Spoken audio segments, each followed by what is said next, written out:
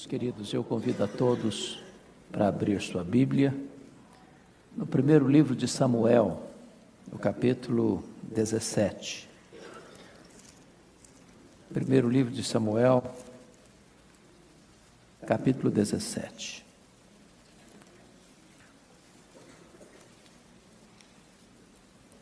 Este texto trata de uma luta desigual, onde o inesperado acontece, onde a fé prevalece, onde a vitória procede não do braço da carne, mas do braço do onipotente Deus. 1 Samuel 17 diz: ajuntaram os filisteus as suas tropas para a guerra, e congregaram-se em Socó, que está em Judá, e acamparam-se entre Socó e Azeca, em Éfes-Damim. Porém Saul e os homens de Israel se ajuntaram e acamparam no vale de Elá, e ali ordenaram a batalha contra os filisteus. Estavam estes no monte da banda da Além, e os israelitas no outro monte da banda da Quém, e entre eles o vale. Então saiu do arraial dos filisteus um homem guerreiro, cujo nome era Golias, de Gate, da altura de 6 côvados e 1 palmo. Isso representa mais de 3 metros.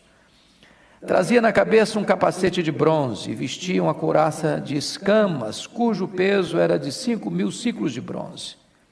Trazia caneleiras de bronze nas pernas e um dardo de bronze entre os ombros. A haste da sua lança era como o eixo do tecelão, e a ponta da sua lança de 600 siclos de ferro, e diante dele ia o escudeiro. Parou, clamou às tropas de Israel e disse-lhes: para que saís formando-vos em linha de batalha?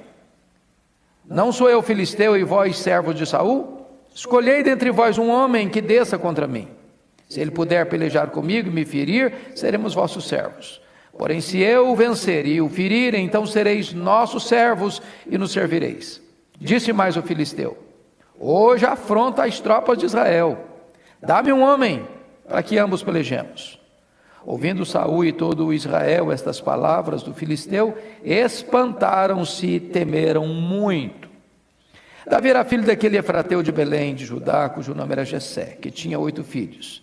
Nos dias de Saul era já velho e adiantado em anos entre os homens. Apresentaram-se os 3 filhos mais velhos de Jessé a Saul e o seguiram à guerra. Chamavam-se Eliabe, o primogênito, e o segundo Abinadab, e o terceiro Samá. Davi era o mais moço, só os 3 maiores seguiram Saul.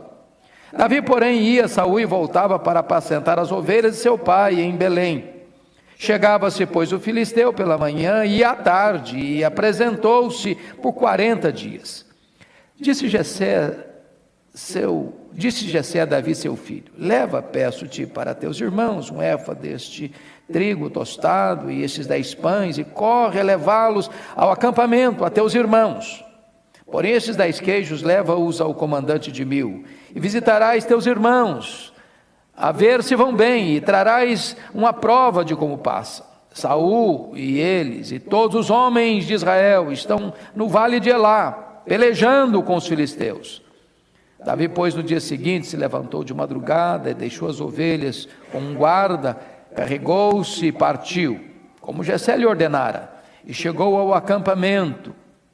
Quando já as tropas saíam para formar-se em ordem de batalha, e a gritos chamavam a peleja, os israelitas e filisteus se puseram em ordem, fileira contra fileira. Davi, deixando o que trouxera os cuidados do guarda da bagagem, correu à batalha, e chegando perguntou a seus irmãos se estavam bem. Estando Davi ainda a falar com eles, eis que vinha subindo do exército dos filisteus o duelista, cujo nome era Golias, o filho de Gate, e falou as mesmas coisas que antes falara, e Davi o ouviu. Todos os israelitas, vendo aquele homem, fugiam de diante dele e temiam grandemente, e diziam uns aos outros: vistes aquele homem que subiu? Pois subiu para afrontar a Israel. A quem o matar, o rei o cumulará de grandes riquezas, e lhe dará por mulher a filha, e a casa de seu pai isentar de impostos em Israel. Então falou Davi aos homens que estavam consigo, dizendo: que farão aquele homem que ferir a este filisteu e tirar a afronta de sobre Israel? Quem é, pois, esse incircunciso filisteu para afrontar os exércitos do Deus vivo? E o povo lhe repetiu as mesmas palavras, dizendo: assim farão ao homem que o ferir. Ouvindo Eliabe, seu irmão mais velho, falar àqueles homens, acendeu-se-lhe a ira contra Davi e disse: por que desceste aqui? E a quem deixaste aquelas poucas ovelhas no deserto? Bem conheço a tua presunção e a tua maldade. Desceste apenas para ver a peleja. Respondeu Davi: que fiz eu agora? Fiz somente uma pergunta. Desviou-se dele para outro e falou as mesmas coisas, e o povo lhe tornou a responder como dantes. Ouvidas as palavras que Davi falara, anunciaram-nas a Saul, que mandou chamá-lo. Davi disse a Saul: não desfaleça o coração de ninguém por causa dele. Teu servo irá e pelejará contra o filisteu. Porém Saul disse a Davi: contra o filisteu não poderás ir para pelejar com ele, pois tu és ainda moço e ele guerreiro desde a sua mocidade. Respondeu Davi a Saul: teu servo apacentava as ovelhas de seu pai, quando veio um leão ou um urso e tomou um cordeiro do rebanho. Eu saí após ele e o feri, e livrei o cordeiro da sua boca. Levantando-se ele contra mim, agarrei-o pela barba e o feri, e o matei. Teu servo matou tanto o leão como o urso. Este incircunciso filisteu será como um deles, porquanto afrontou os exércitos do Deus vivo. Disse mais Davi: o Senhor me livrou das garras do leão e das do urso, ele me livrará das mãos deste filisteu. Então disse Saul a Davi: vai e o Senhor seja contigo. Saul vestiu a Davi de sua armadura, e lhe pôs sobre a cabeça um capacete de bronze e o vestiu de uma couraça. Davi cingiu a espada sobre a armadura e experimentou andar, pois jamais a havia usado. Então disse Davi a Saul: não posso andar com isto, pois nunca usei. E Davi tirou aquilo de sobre si, tomou o seu cajado na mão, escolheu para si 5 pedras lisas do ribeiro e as pôs no alforje de pastor que trazia, a saber, no surrão, e lançando mão da sua funda, foi-se chegando ao filisteu. O filisteu também se vinha chegando a Davi, e o seu escudeiro ia adiante dele. Olhando o filisteu e vendo a Davi, o desprezou, porque era moço, ruivo, de boa aparência. Disse o filisteu a Davi: sou eu algum cão para vires a mim com paus? E pelos seus deuses amaldiçoou o filisteu a Davi. Disse mais o filisteu a Davi: vem a mim, e darei a tua carne às aves do céu e às bestas feras do campo. Davi, porém, disse ao filisteu: tu vens contra mim com espada e com lança e com escudo, eu, porém, vou contra ti em nome do Senhor dos exércitos, o Deus dos exércitos de Israel, a quem tens afrontado. Hoje mesmo o Senhor te entregará nas minhas mãos. Ferir-te-ei e tirar-te-ei a cabeça, e os cadáveres do arraial dos filisteus darei hoje mesmo às aves dos céus e às bestas feras da terra, e toda a terra saberá que há Deus em Israel. Saberá toda esta multidão que o Senhor salva, não com espada, nem com lança, porque do Senhor é a guerra, e Ele vos entregará nas nossas mãos. Amém. Meus irmãos, esse texto revela para nós a semelhança do que Davi enfrentou no vale de Elá, que temos muitas vezes na vida inimigos que parecem ser maiores do que nós, inimigos que nos intimidam, inimigos que arrogantemente nos afrontam, inimigos que insolentemente nos atacam, que nos amedrontam. Esses inimigos, o texto chama de gigantes. Golias era um gigante.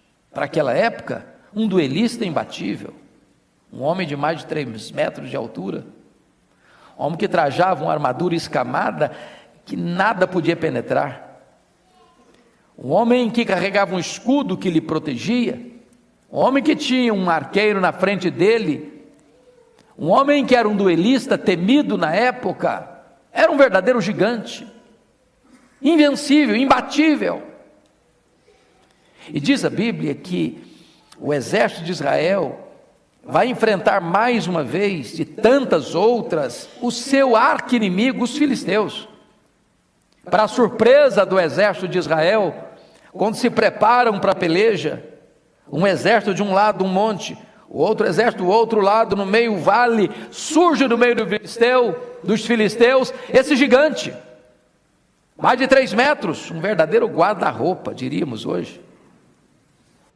Um homem valente, um homem experimentado, um homem guerreiro desde a sua mocidade, um homem que vem e faz um desafio: não vamos lutar, dê-me um homem para lutar comigo. Se ele me vencer, nós nos curvaremos a vocês. Se eu vencer, vocês o servirão. E diz a Bíblia que ele afrontou o exército de Israel. E a Bíblia diz que ele fez isso 40 dias, 2 vezes por dia. E durante todas essas 80 vezes, os soldados de Israel, com o moral baixo, fugiram, com as pernas bambas de medo. Isso me leva à ideia de que nós ainda temos gigantes, que insolentemente nos afrontam. E gigante é tudo aquilo que parece ser maior do que você. Gigante é aquilo que pode ser real ou fictício, concreto ou subjetivo. Alguns gigantes nós mesmos os criamos no laboratório do medo. E eles se levantam como fantasmas para nos intimidar. Pode ser um trauma de infância, pode ser um abuso sofrido que nunca foi tratado e resolvido convenientemente. Pode ser um medo que nos espanta, pode ser um pecado que tenazmente nos assedia, pode ser um vício que nos escraviza, pode ser um medo de uma doença que nos ataca, pode ser uma crise conjugal que se arrasta, pode ser um problema familiar que se torna crônico, pode ser um problema financeiro, um revés que atingiu a nossa vida, pode ser o futuro, pode ser a eternidade. Eu não sei qual é o gigante que ataca você, mas todos nós enfrentamos gigantes. Se você perceber a marca de Davi como um vencedor, é que ele não olha a circunstância, ele olha para Deus. Ele não vê a altura do gigante, ele vê a onipotência do seu Deus. Ele não vê a ameaça, ele confia pela fé que Deus entregará esse gigante na sua mão. O gigante pode cair se você tem sua fé no Deus onipotente. E hoje eu não sei que gigante ameaça você. Eu quero dizer para você que se hoje mesmo você olhar para Deus, esse gigante tombará na sua vida. Um vencedor é aquele que não desiste nunca. Um vencedor é aquele que não recua jamais. Um vencedor é aquele que não conta quantos estão contra nós. É aquele que diz: se o Senhor é por nós, quem será contra nós? Eu fico olhando para a história e vendo algumas pessoas que superaram situações humanamente impossíveis. Pensem comigo naquela que foi a maior compositora cristã de todos os tempos, Fanny Crosby. Essa mulher escreveu mais de 2.000 hinos. Essa mulher sabia de cor o Novo Testamento. Essa mulher cantava de cor a maioria dos seus hinos. Essa mulher viveu 93 anos. Essa mulher ficou cega na 6ª semana de vida. Esta mulher iluminou o mundo com as suas músicas. Muitas delas nós cantamos hoje. Que segurança tem em Jesus, pois nele gozo, paz, vida e luz. Sempre vencendo, muito vitorioso, Cristo Jesus, o Senhor, quer estar ao pé da cruz. Que tão rica fonte! Esta mulher não viu a cegueira como um gigante imbatível. Eu fico olhando a história de homens como Ludwig van Beethoven, que numa surdez progressiva, aos 46 anos ficou completamente surdo, e ele era um músico de qualidades superlativas, e depois de surdo, compôs a sua quinta sinfonia, a mais excelente delas. Eu fico olhando a história de John Milton, que fica cego aos 44 anos de idade, e depois de cego, escreve, talvez a sua obra mais importante. Eu fico olhando a história de tantos homens, de tantas mulheres, que enfrentaram o seu gigante e venceram os seus gigantes. Mas hoje eu quero considerar com você essa passagem. O que é que Davi fez para vencer Golias? O que é que você e eu podemos fazer hoje para enfrentar os nossos gigantes? A primeira coisa que esse texto nos informa, meus irmãos, e nós precisamos estar atentos, prestem bem atenção nisso, é que esses gigantes são insolentes, E olhem comigo o verso 11, porque quando um gigante aparece, a sensação que nós temos é que a gente perde o ânimo. Versículo 11, ouvindo Saul e todo o exército estas palavras do filisteu, espantaram-se e temeram muito. Quantas vezes você já temeu um sentimento, uma circunstância, uma realidade à sua volta, e você diz, meu Deus, esse problema se levanta de novo, eu não sei o que fazer, eu não tenho o que fazer, eu preciso fugir, e você teme, você perde a alegria, você perde a paz, você perde o sono, você perde até a esperança, porque esses gigantes se levantam para plantar o medo no seu coração. Os gigantes não apenas aparecem imbatíveis, eles também são insolentes. Olha comigo o versículo 10, disse mais o filisteu, hoje afronto as tropas de Israel. Quantas vezes você, meu irmão, tem sido afrontado por uma fraqueza, afrontado por um pecado, afrontado por um vício, afrontado por um sentimento, afrontado por uma circunstância, afrontado por alguma realidade que é maior do que suas forças e você não sabe mais o que fazer. Mas mais, os gigantes parecem inatingíveis. Olha comigo o versículo 5, trazia na cabeça um capacete de bronze, vestia uma couraça de escamas, cujo peso era de 5.000 ciclos de bronze. Em outras palavras, esse homem, além de ser um guarda-roupa, além de ser um gigante de proporções desiguais aos seus duelistas, ele está com um aparato tal, com a armadura tal, que ninguém pode alcançá-lo, ele é inatingível. Com forças ou com armas convencionais, você não o derruba. Há determinadas lutas na vida, irmãos, que nós não as venceremos com armas convencionais. É por isso que a Bíblia diz que as nossas armas precisam ser poderosas em Deus, para destruir fortalezas, para anular sofismas. Há determinadas crises na vida que nós não as vencemos com força natural, com o braço da carne. Mas notem mais, por favor. Os gigantes são persistentes, porque notem comigo o verso 16, chegava-se pois o filisteu pela manhã e à tarde, e apresentou-se por 40 dias, é um problema que vem e que volta, que vem e que volta, quando você pensa que você está livre dele, ele bate a sua porta de novo, quando você pensa que já o venceu, ele ressurge de novo. Quando você pensa que você está livre, o problema se apresenta para espantar e intimidar você. Ele é perseverante, ele não desiste, ele está sempre querendo ameaçar sua vida. Mas notem mais, esses gigantes precisam ser vencidos. Olha comigo a atitude de Davi no verso 26, na parte B. Quando todo mundo está olhando para a mesma circunstância e dizendo, não tem jeito, não tem saída, não tem escapatória, o melhor é fugir, o melhor é correr. Ninguém enfrenta esse problema e sai vitorioso. Ninguém saiu vitorioso.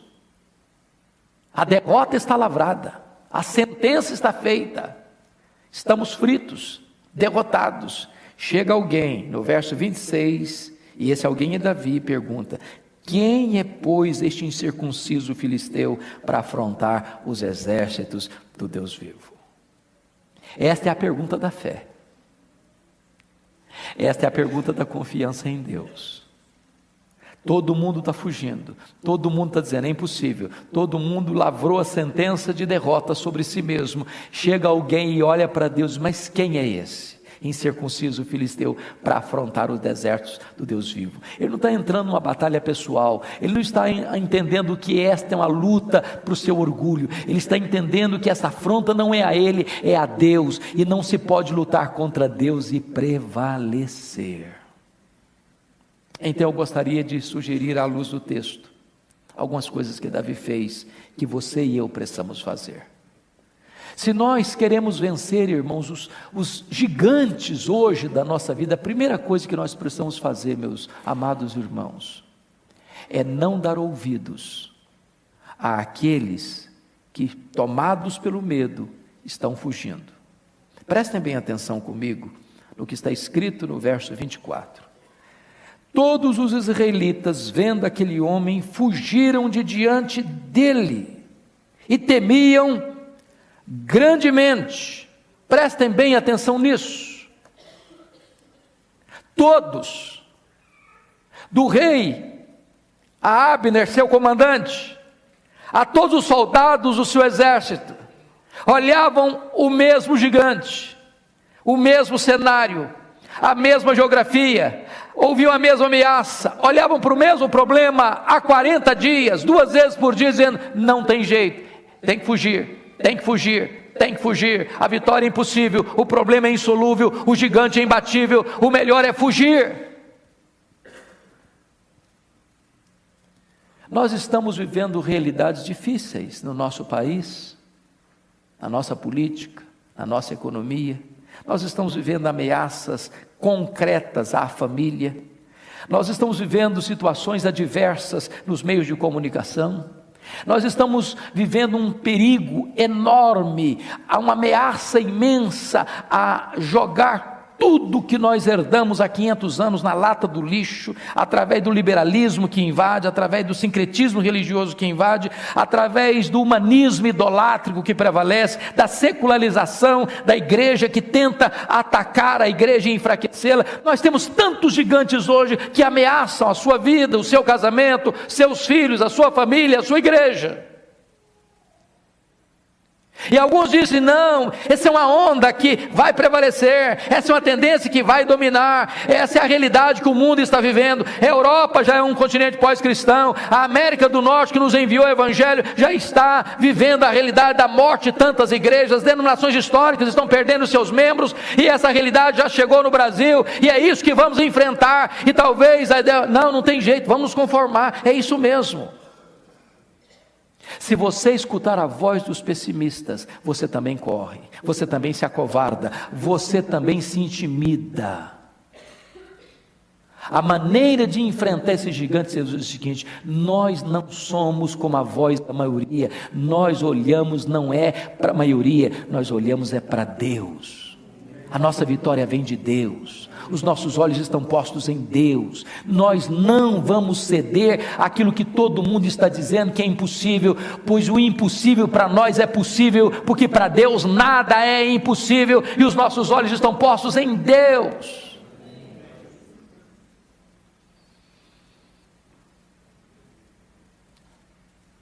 Para quem você está olhando? A quem você está escutando? Meus irmãos, em toda esquina tem gente pessimista. Na sua escola tem gente pessimista.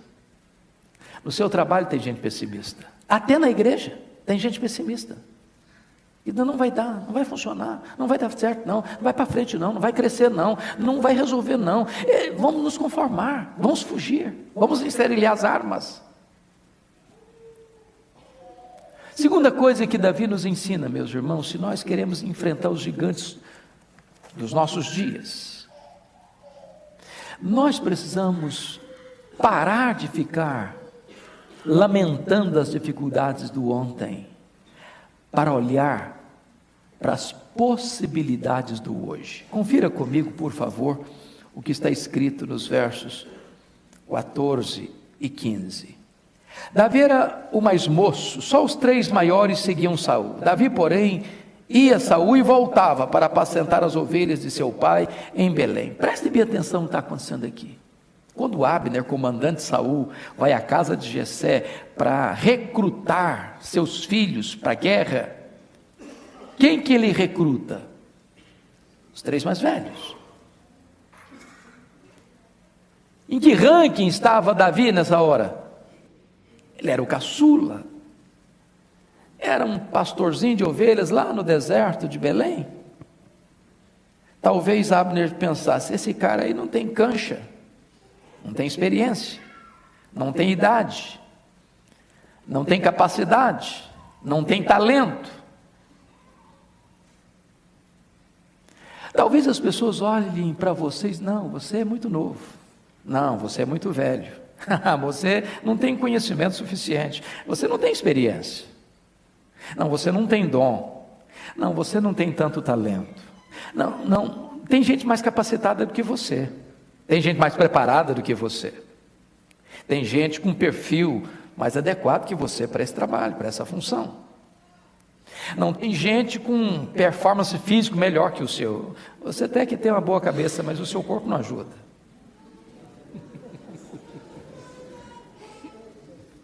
Tem muita gente olhando para você e lavrando a seguinte sentença: você não tem o perfil de um vencedor.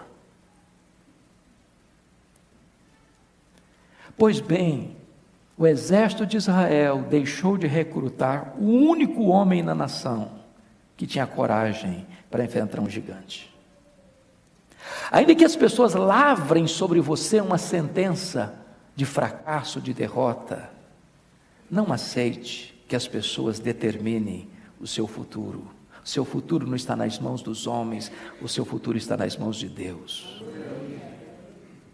Não importa se os homens não acreditam que você pode, Deus pode capacitar você para fazer o impossível dos homens.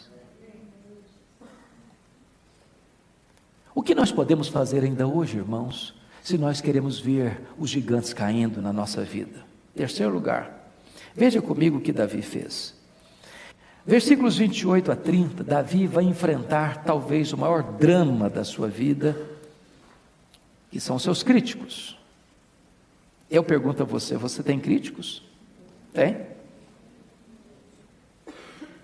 Você acha que é possível viver hoje sem críticas?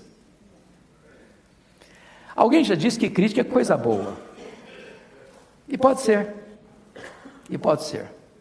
Mas pode também não ser. Há críticas que são honestas. Há críticas que são construtivas.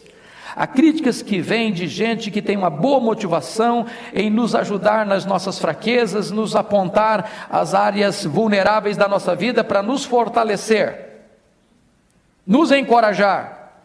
Mas há críticas que só têm uma função: é nos diminuir,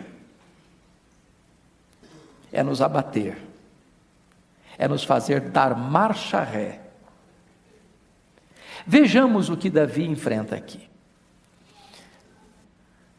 Olha comigo o verso 28. Ouvindo Eliabe, seu irmão mais velho, falar a aqueles homens, acendeu-se-lhe a ira contra Davi e disse: por que desceste aqui? A quem deixaste aquelas poucas ovelhas no deserto? Bem conheço a tua presunção e a tua maldade, desceste apenas para ver a peleja. Respondeu Davi: que fiz eu agora? Eu só fiz uma pergunta.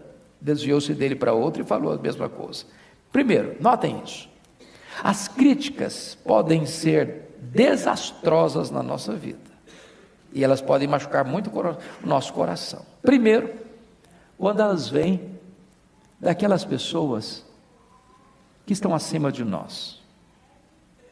Não é verdade? A crítica de um pai, de uma mãe, de um professor, ou do cônjuge, alguém está do nosso lado. Você conhece alguém que foi destruído por uma crítica? Lá na infância? pai e a mãe, sem sabedoria às vezes, lavam a sentença. Você nunca vai para frente, menino.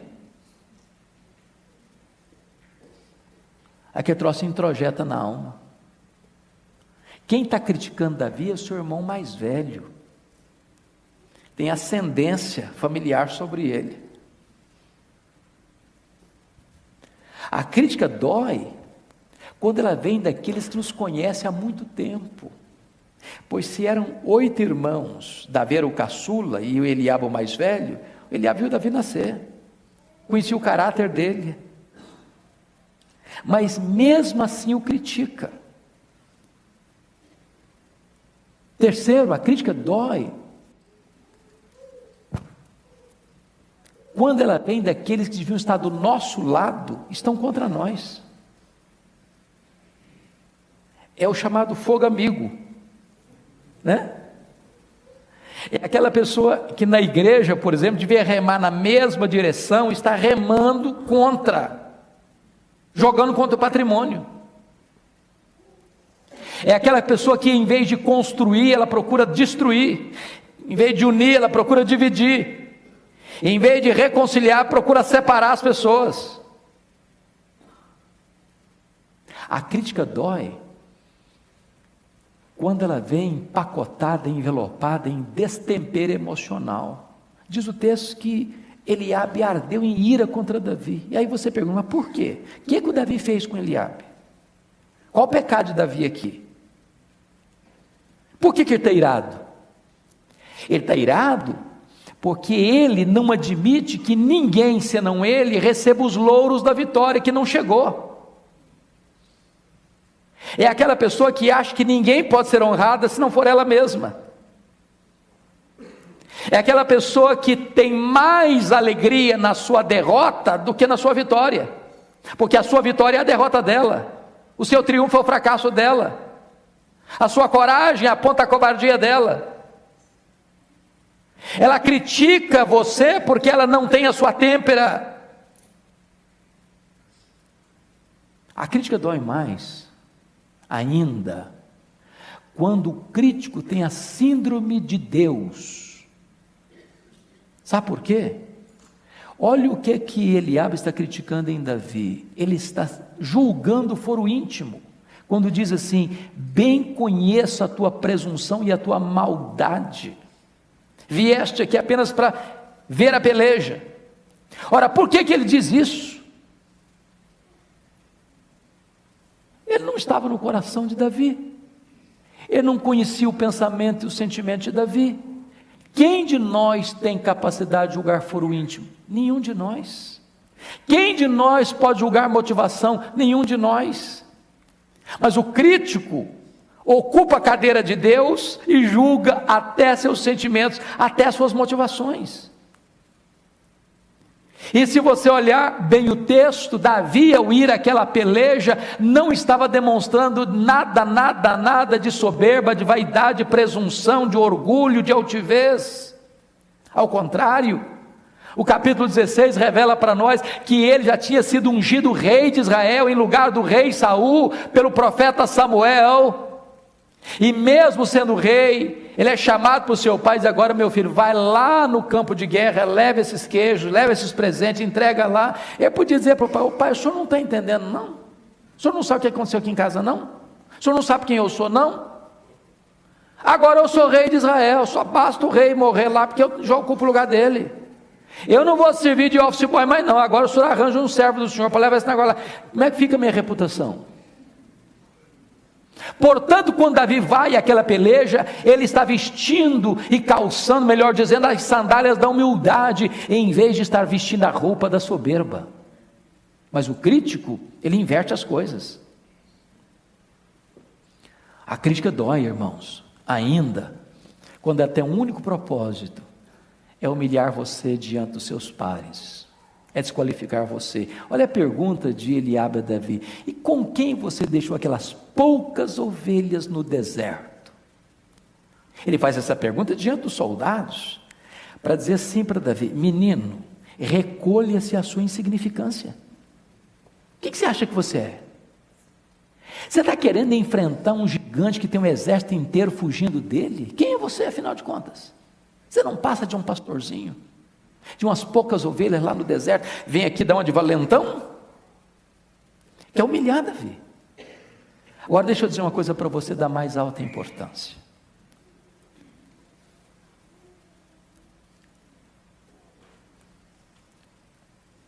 Os críticos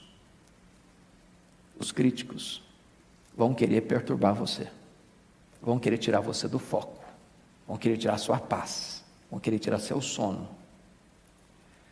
E Davi tem uma única atitude sábia e sensata no jogo. O gozo que está querendo destruir sua vida fugiu dele, diz o texto, para outro.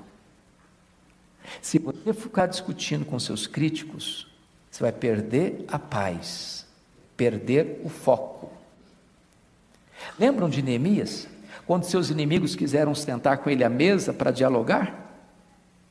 Não é que eles estavam interessados em dialogar com Neemias, estavam querendo tirar Neemias do foco, do trabalho. Não saia do foco. Não discuta com seus críticos. Não gaste seu tempo com seus críticos. Deus não chamou você para gastar seu tempo com seus críticos, Deus chamou você para vencer os seus gigantes. Mas eu queria pensar em outra coisa que Davi fez, se você quer entender o que Deus está fazendo, hoje ainda na nossa vida. Para você enfrentar seus gigantes hoje, você tem que fazer o que Davi fez. Confira comigo o que Davi fez, versículos 38 a 40.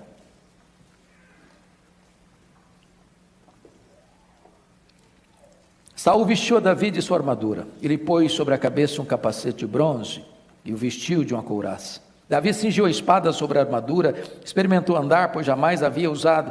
Então disse Davi a Saul: não posso andar com isto, pois nunca usei. Davi tirou aquilo de sobre si, tomou o seu cajado na mão e escolheu para si 5 pedras lisas do ribeiro e a expôs numa forja de pastor que trazia saber no churrão, e lançando mão de sua funda foi-se chegando ao filisteu. Em outras palavras, não queira ser quem você não é. Vestir roupa de rei sem ser rei não resolve nada. Não viva de aparências. Seja autêntico. Seja autêntico. Não use armas alheias. Preste atenção na cena hilária do texto. A Bíblia diz que Saul era o cara mais alto de Israel. Era uma espécie de manequim 62. Bota uma armadura num cara de manequim 40. Consequentemente, sobrou a armadura. A espada devia arrastar no chão, porque o cara era baixo, a espada do homem era grande. Quando botou aquela tralha toda em cima de Davi, nem andar ele conseguia. Correr muito menos. Lutar, impossível. Essa não era a praia de Davi. Diz a Bíblia que Davi tirou toda aquela tralha, pegou a sua funda, correu. O vale tem muitas pedras, ainda hoje chega lá cheio de pedras redondinhas, boa para atirar. E ele bota no seu embornal de pastor 5 pedras. Se eu errar a primeira, a segunda eu não erro. Se a terceira falhar, a quarta pega. Mas se as 4 não der certo, a quinta eu tenho certeza. E diz a Bíblia que ele não faz o que os soldados fizeram, correr do gigante, ele corre para o gigante. O que significa isso, irmãos? Ainda hoje, significa o seguinte: você precisa se especializar naquilo que Deus chamou você para fazer. Davi era tão especialista nisso que ele podia acertar um fio de cabelo, quanto mais a testa de um gigante. Agora preste bem atenção nisso. Preste bem atenção nisso. Nós enfrentamos tantos gigantes, em todas as áreas da vida. Quem é estudante enfrenta nos estudos, quem é comerciante no comércio, quem é um empresário na área empresarial, quem é um profissional liberal na sua área particular. Não importa a área que você trabalha, você tem os seus gigantes. E você precisa ser um especialista naquilo que você faz. Se você fizer salgadinho para vender na rua, você tem que fazer o melhor salgadinho da cidade. Se você é um advogado, um engenheiro, um médico, um professor, um empresário, um comerciante, um professor, você tem que se especializar naquilo que você faz. Você não pode ser medíocre. O mundo hoje, irmãos, não é o mundo dos generalistas mais, é o mundo das especialidades. Davi é um doutor, com a funda na mão e com uma pedra. Ele é um guerreiro imbatível. É tão importante entender isso. Deixa eu ilustrar isso de uma forma muito simples para vocês. Acho que todos vocês se lembram que até Henry Ford, somente rico podia ter um carro. Só rico podia ter um carro. Henry Ford, no estado de Michigan, resolveu fazer um carro para o pobre usar. E fez. Quando Henry Ford estava montando a sua fábrica Ford, lá nos Estados Unidos, ele chamou a mente mais brilhante da engenharia elétrica da América, um engenheiro anão, com um corpo quase retorcido, com a cabeça brilhante, Charles Steinmetz. Foi quem montou a fábrica Ford. Certa feita, aquela fábrica deu uma pane e parou de funcionar.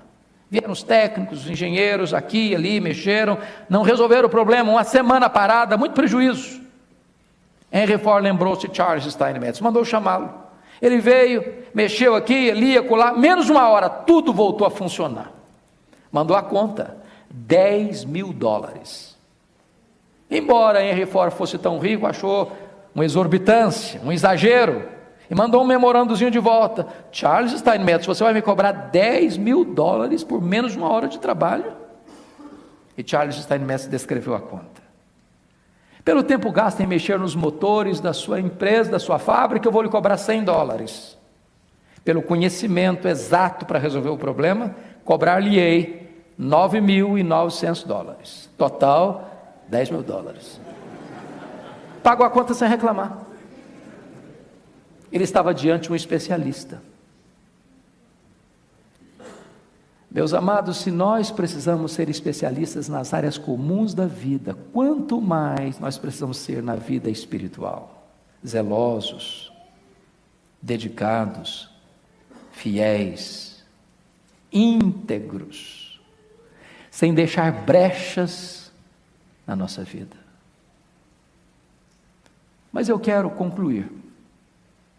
Davi nos ensina uma última lição aqui, dentre tantas mais que poderíamos explorar no texto. Mas notem comigo, chega no verso 45 e 46 e 7, diz o texto que quando Davi está vindo para enfrentar o gigante começa a afrontá-lo, insolentemente, a zombar dele. E diz a Escritura que o gigante amaldiçoa Davi. Mas Davi responde ao gigante da seguinte maneira, verso 45: Tu vens contra mim com espada e com lança e com escudo, eu, porém, vou contra ti em nome do Senhor dos exércitos, o Deus dos exércitos de Israel, a quem tens afrontado. Esse é o ponto fundamental. Em nome de quem você luta as suas guerras? É uma questão pessoal? É vaidade? É soberba? É para que o seu nome cresça? É para que você apareça? É para que o seu nome venha para as manchetes? É para que se coloque um outdoor na cidade com a sua foto? É para que as pessoas aplaudam você? É para que o seu nome fique notório na história? Em nome de quem você está lutando as suas guerras? Talvez a derrota porque você está lutando em seu próprio nome, com as suas próprias forças, com o seu próprio poder, com as suas próprias armas. Olha comigo, por gentileza, o versículo 46, hoje mesmo o Senhor te entregará nas minhas mãos. Não é que eu sou forte, não é porque eu sei pegar uma pedra e com precisão atirá-la no alvo preciso, não, é o Senhor que fará isso, não é a minha destreza. Eu estou preparado, eu me adestrei, eu me equipei, eu me preparei, mas a vitória vem de Deus, a vitória vem de Deus. Portanto, a capacitação Deus dá, o trabalho você tem, o suor você faz, você transpira, você estuda, você se dedica, você se prepara, você se equipa, você coloca tudo que você tem nas mãos de Deus, mas você entende uma coisa, a vitória vem de Deus, para que toda a glória seja dada a Deus. Olha o verso 46, na parte final, e toda a terra saberá que há Deus em Israel. Não é que toda a terra saberá quão grande é Davi, não é que toda a terra saiba quão forte, quão poderoso é Davi, mas que toda a terra saiba que há Deus em Israel.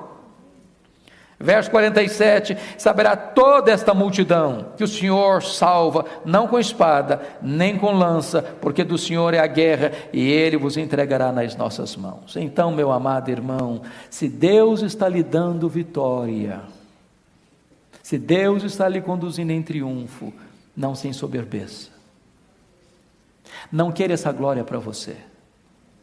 Não pense que Deus está levando você adiante porque você é bom, porque você é o melhor, porque você é o mais valente, porque você é o mais forte, porque você é o mais inteligente, porque você é o mais perito nessa área. Entenda isso, é Deus que nos conduz em triunfo. De Deus vem a vitória. Eu quero orar com você. Eu não sei quantos gigantes você hoje está enfrentando. Quantas lutas internas, externas, quantos temores, quantas aflições, mas quem sabe hoje você precise sair daqui, dizendo: o Senhor me deu vitória, esse gigante caiu na minha vida. Quem sabe há anos e anos você tem fugido, você tem sido humilhado, você tem sido envergonhado, talvez um pecado, talvez um hábito, uma fraqueza, uma situação recorrente.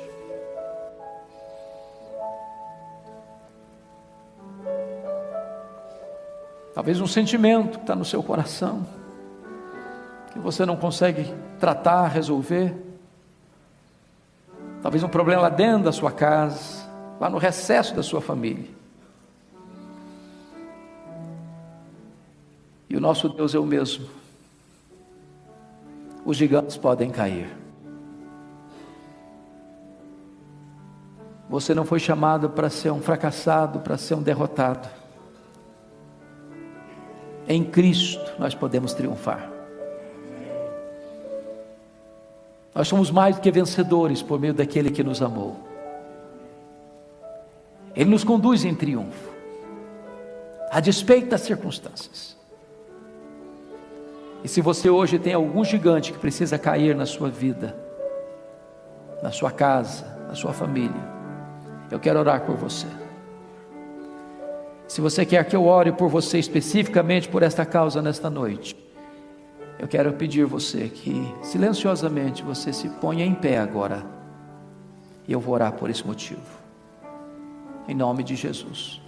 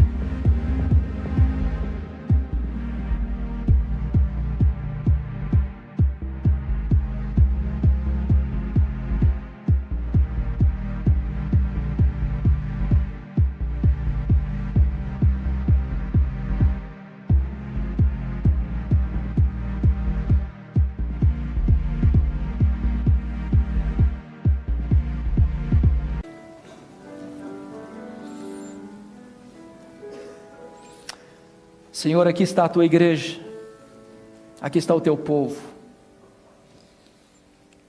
e nós enfrentamos lutas também hoje, Senhor, lutas maiores do que nossas forças, gigantes que nos afrontam, que se colocam ao longo do nosso caminho para nos intimidar, para nos fazer dar marcha ré.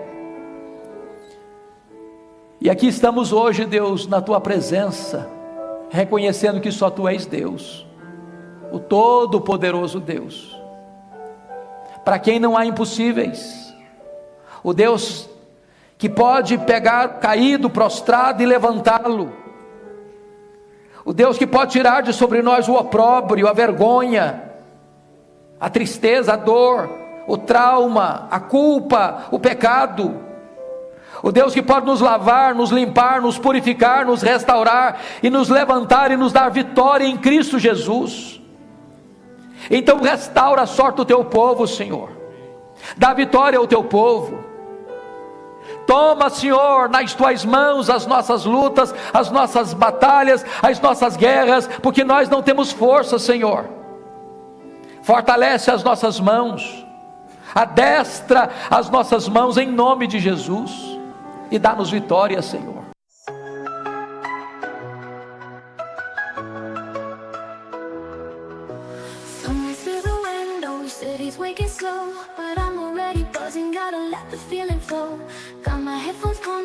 Favorite beat on repeat. This energy's contagious. Can't keep my tapping feet. Every note a whisper, every beat a spark. This feeling's electric, lighting up the dark. Weightless, breathless, a rhythm I can't deny. In this moment I'm ready to touch the sky. Fly like the baseline, pumping loud and clear. Every soul's a dancer, casting off all fear.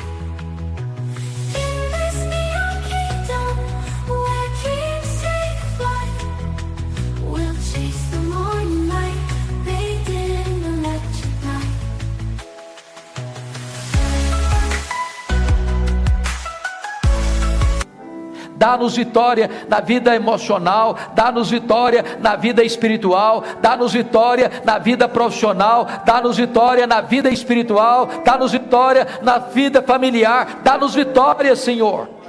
Nós não queremos sair daqui de cabeça baixa, derrotados, fracassados, porque nós servimos ao Deus vivo, o Deus Todo-Poderoso. A nossa causa está nas tuas mãos, e a vitória está no teu Filho Jesus, o nosso Redentor. Bendito é o teu nome, louvado seja o teu nome, em nome de Jesus, e para a glória de Jesus é que te oramos. Amém. Amém. Assentem-se, amados.